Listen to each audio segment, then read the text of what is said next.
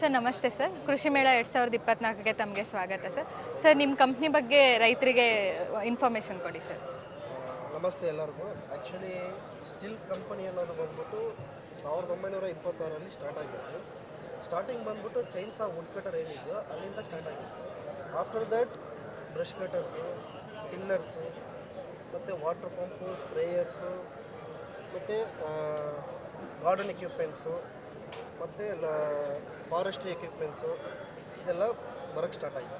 Okay sir, evolve ಆಗಿದೆ ಅಂದರೆ small ಮೆಷಿನರೀಸಿಂದ ಈಗ ಎಲ್ಲ ಟೈಪ್ ಮೆಷಿನರೀಸ್ ಕೂಡ ಅವೈಲೇಬಲ್ ಇದೆ ಸರ್. ಇದೇ ಫಸ್ಟ್ ಟೈಮಾ ನೀವು ಕೃಷಿ ಮೇಳದಲ್ಲಿ ಸ್ಟಾಲ್ ಆಗ್ತಿರೋದು? ನಾವು ಒಂದು ಪಾಸ್ಟ್ ಒಂದು 5 to 6 ಇಯರ್ಸಿಂದ.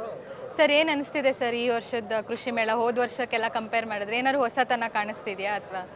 ಹೊಸದಂದರೆ ಅದೇ ಕಸ್ಟಮರ್ಸ್, ಡಿಫ್ರೆಂಟ್ ಕಸ್ಟಮರ್ಸ್ ಎಲ್ಲ ಅಟೆಂಡ್ ಬರ್ತಾ ಇದ್ದಾರೆ. ಸೊ ಕಸ್ಟಮರ್ಸ್ಗೆ ಏನೇನು ಬೇರೆ ಬೇರೆ ಥರ ನಾವು ಮಾಡಬೇಕು ಅಂತ ನಮಗೆ ಗೊತ್ತಾಗ್ತಾ ಇದೆ. ಯಾವ ಥರ ಮಷಿನ್ಸ್ ನಾವು ಯಾವಾಗ ಮಾಡಬೇಕು ಅಂತ. ಸೊ ತುಂಬ ಮಾಹಿತಿ ತಿಳ್ಕೊತಾ ಇದ್ದೀವಿ.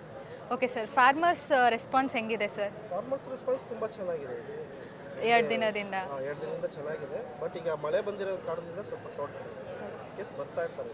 ಮೇಜರ್ ಕ್ವೈರೀಸ್ ಏನು ಬರ್ತಿದೆ ಸರ್? ಮೇಜರ್ ಕ್ವೈರೀಸ್ ಬಂದ್ಬಿಟ್ಟು ನಿಮಗೆ ಬ್ರಷ್ ಕಟರ್ಸು. ಈಗ ಫಾರ್ಮರ್ ರೇಂಜ್ ಅಂದರೆ ಬ್ರಷ್ ಕಟರ್ಸು, ಒಂದು ತೋಟ ಅಂದರೆ ಬ್ರಷ್ ಕಟರ್ ಇರಬೇಕು, ಒಂದು ಟಿಲ್ಲರ್ ಇರಬೇಕು, ಪವರ್ ವೀಡಿಂಗ್ ಮಾಡಬೇಕಂದ್ರೆ.